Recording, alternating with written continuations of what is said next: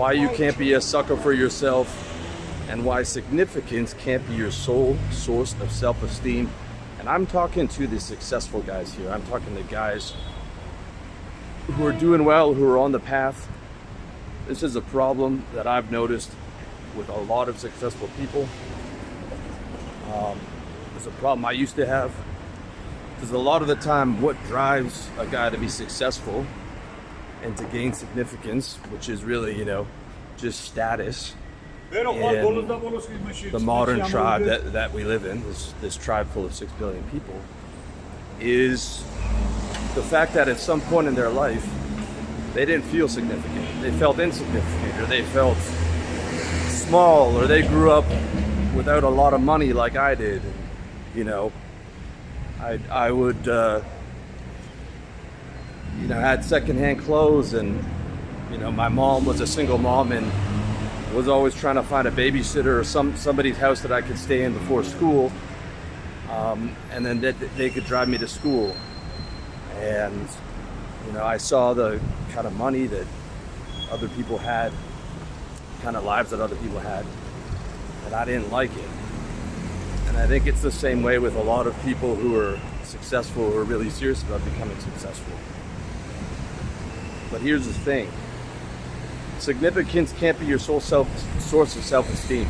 It will choke you to death. It will make you miserable, okay? And the name of this game, of playing the game of life, is happiness. So if your sense of significance is choking you, it doesn't matter how successful you are. It's hurting you, okay? It's worthless. It's worthless if it doesn't make you consistently happy over time. Everything's worthless if it doesn't make you consistently happier over time, okay?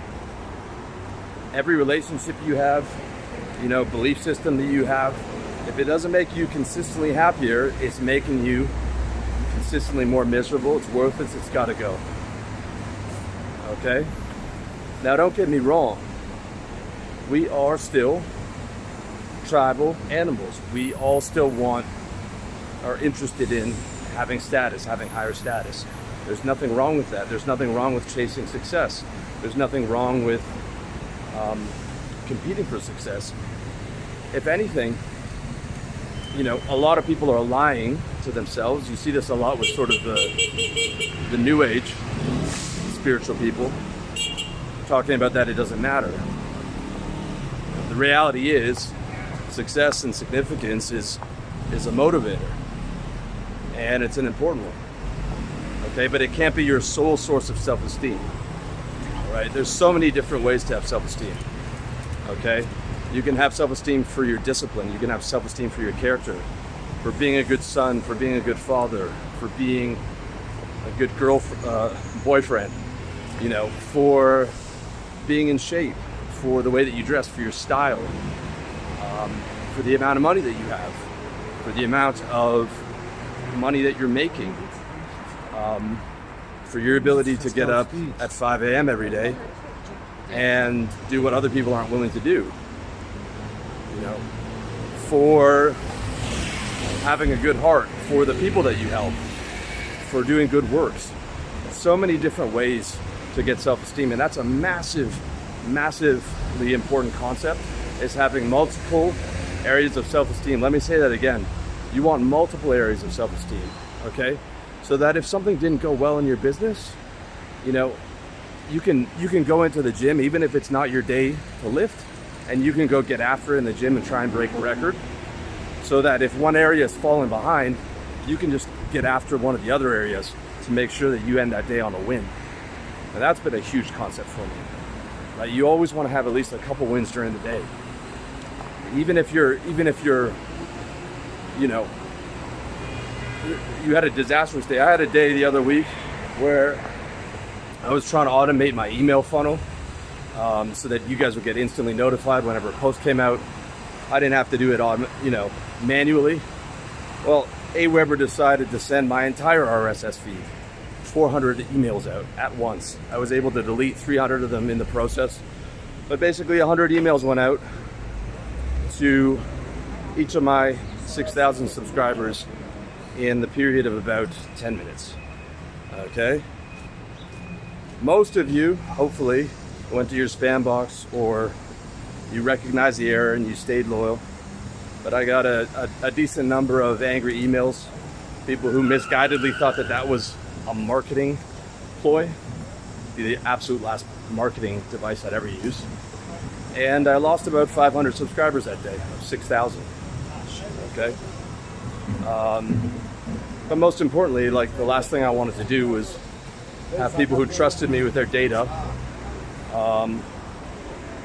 you know, being upset or feeling like, you know, I'm attempting to spam them or something like that. The reputation, you know, my reputation's more important than the money. So it was a frustrating day. But you know what? I just went after my course harder. I went after it harder in the gym. And I still came out of the day with a few wins.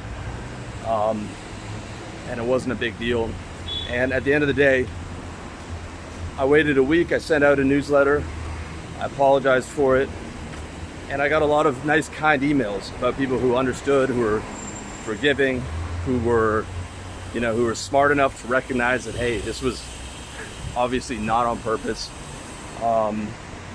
And it eventually turned into a win. But if my, you know, significance, which is like, you know, through my business, through the amount of followers I have, if that was like my sole source of self-esteem, right? I mean, that day would have put me into depression, okay? But there's so many other areas where I'm able to get self-esteem from.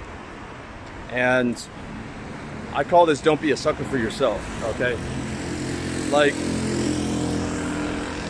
I'm by no means the most successful person or have the biggest brand or make the most money or anything like that, but you know, I've got about 15,000 followers, subscribers on YouTube, another 6,000 on the newsletter. You know, probably get about 200,000 views a month total across the board, making good money. But at the end of the day, if I go to an airport, no one gives a shit, right?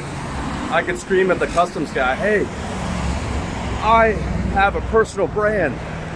I'm on YouTube. People follow me. People pay to talk to me. I shouldn't have to take my shoes off.